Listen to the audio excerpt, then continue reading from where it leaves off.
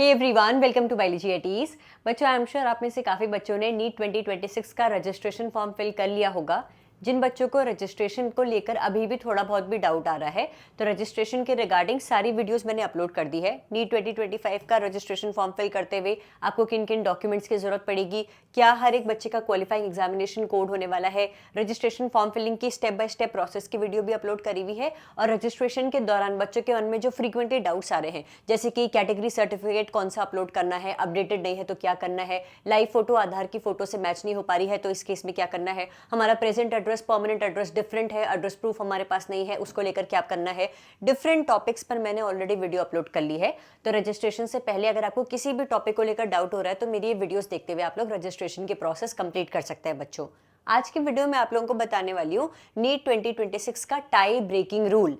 NEET 2026 के paper देने के बाद अगर दो बच्चों का सेम स्कोर आता है, सपोज मैं कह रही हूँ दो बच्चों के 520 और 520 मार्क्स आए हैं, लेकिन दोनों को सेम रैंक तो नहीं दे सकते, तो किसे पहली रैंक दी जानी चाहिए। सपोज 520 पर हम लोगों को 1020 रैंक मिल रही है फॉर एग्जाम्पल, हाँ, तो 1020 रैंक इस बच्चे को दे और इसको 1021 रैंक दे, किसको पहली रैंक दे किसको दूसरी रैंक दे, ये किस बेसिस पर डिसाइड होगा, ये एनटीए ने इन्फॉर्मेशन बुलेटिन पर मेंशन किया हुआ है, तो आप लोगों को इसके बारे में भी जानना जरूरी है।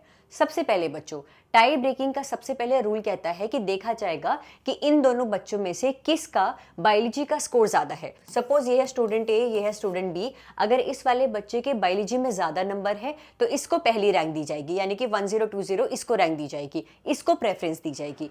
अगर इन दोनों बच्चों का नीट का ओवरऑल स्कोर भी सेम है, बायोलॉजी के मार्क्स भी सेम है, तो फिर केमिस्ट्री के मार्क्स देखे जाएंगे कि केमिस्ट्री में किसके नंबर ज्यादा है। अगर केमिस्ट्री के नंबर भी दोनों के सेम है तो देखा जाएगा कि फिजिक्स में किसके नंबर ज्यादा है, फिजिक्स के नंबर भी सेम है। नीट 2026 का दोनों बच्चों का ओवरऑल स्कोर सेम है, बायोलॉजी में भी सेम नंबर, केमिस्ट्री में भी सेम नंबर, फिजिक्स में भी सेम नंबर है। तो अब देखा जाएगा कि इन दोनों बच्चों में से पूरे नीट के पेपर में किस बच्चे ने कम रॉन्ग क्वेश्चंस अटेम्प्ट करे हैं। हो सकता है स्टूडेंट ए के 520 नंबर इसलिए आए क्योंकि इसने 10 इनकरेक्ट क्वेश्चंस करे थे और 2 क्वेश्चन स्किप कर दिए थे, तो इस वजह से इसका 520 नंबर बने। लेकिन हो सकता है इस बच्चे के 520 मार्क्स इसलिए आए क्योंकि इसने सिर्फ 5 ही इनकरेक्ट करे थे, लेकिन ज्यादा नंबर ऑफ क्वेश्चंस इसने अनअटेम्प्टेड छोड़ दिए और इस वजह से इसका 520 स्कोर बना। दो बच्चों का सेम स्कोर होने का ये मतलब तो नहीं है ना कि दोनों ने सेम नंबर में इनकरेक्ट क्वेश्चंस करे होंगे या फिर दोनों ने सेम नंबर ऑफ क्वेश्चंस को स्किप कर दिया होगा, अनअटेम्प्टेड छोड़ दिया होगा, कुछ भी रीजन हो सकता है उनके सेम मार्क्स होने का।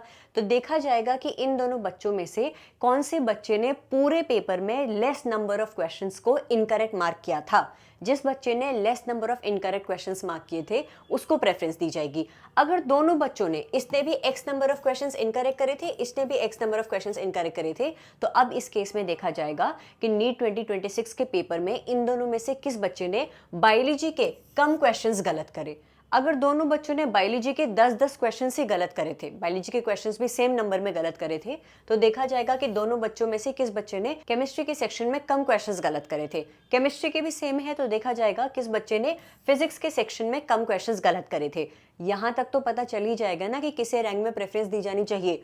इन केस ऐसा होता है कि दोनों बच्चों का अभी भी टाई ब्रेक नहीं हो पा रहा है, तो अब लास्ट में क्या होगा, एक इंडिपेंडेंट एक्सपर्ट कमेटी फॉर्म होगी और कुछ रैंडम प्रोसेस सेलेक्ट करी जाएगी। सपोज हो सकता है कि डेट ऑफ बर्थ के बेसिस पर डिसाइड किया जाए कि जिसकी डेट ऑफ बर्थ ज्यादा है, जो पहले बॉर्न है, उसको प्रेफरेंस दी जाए, या फिर ये देखा जाए कि किसके नंबर ऑफ अटेम्प्ट ज्यादा थे, जिसने नीट का पेपर बहुत बार दिया था, हो सकता है उसको प्रेफरेंस दी जाए। कुछ भी रैंडम प्रोसेस के जरिए फिर इन दोनों के बीच में टाई को ब्रेक किया जाएगा। तो ये है नीट 2026 का tie breaking criteria.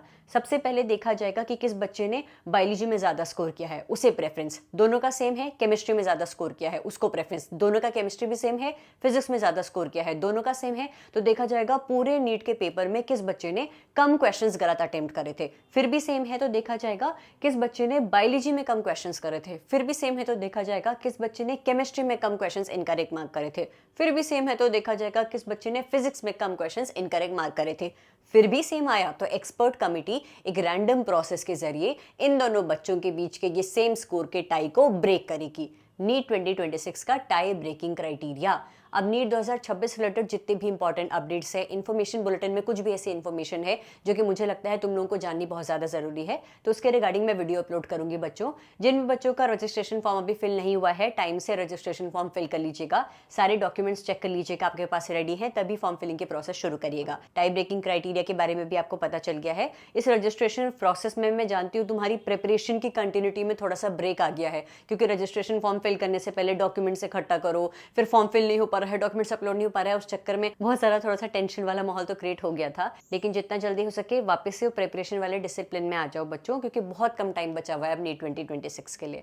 All the very best for your preparation. ये लास्ट के 2-2.5 महीने जो तुम्हारे पास बचे हुए हैं, बहुत अच्छे से प्रोडक्टिवली इस टाइम को यूटिलाइज करिएगा। अच्छा, तुम्हारे बायोलॉजी की प्रिपरेशन को सुपर स्ट्रॉन्ग करने के लिए मेरे चैनल के प्लेलिस्ट सेक्शन पर जरूर जाइएगा। हाँ, बायोलॉजी के पूरे चैप्टर्स, तुम्हारे 11th-12th के चैप्टर्स की मैंने चैप्टर वाइज प्लेलिस्ट अपलोड करी हुई है। क्लास 12 बायोलॉजी का तो ऑलमोस्ट 90% सिलेबस कंप्लीटेड है, सिर्फ बायोटेक्नोलॉजी की प्लेलिस्ट अपलोड करनी बाकी है, बाकी सारी चैप्टर्स की प्लेलिस्ट अपलोडेड है। क्लास 11 से भी 70% चैप्टर्स मैंने कंप्लीट कर लिए हैं। तो मेरे चैप्टर वाइज बायोलॉजी की प्लेलिस्ट के जरिए हर एक चैप्टर के हर एक टॉपिक, एनसीईआरटी की हर एक इंपॉर्टेंट लाइन को शॉर्ट्स की फॉर्म में समझो बच्चों। एनसीईआरटी बेस्ड बायोलॉजी के तुम्हें chapter wise, unit wise biology के full syllabus mock test papers चाहिए तो मेरे टेलीग्राम चैनल बायोलॉजी एटीज से completely free of cost biology के ढेर सारे क्वेश्चन बैंक डाउनलोड करिएगा बच्चों। मेरे टेलीग्राम चैनल का लिंक इस वीडियो के डिस्क्रिप्शन में है। Thank you so much for watching this video and stay tuned for upcoming videos. Thank you.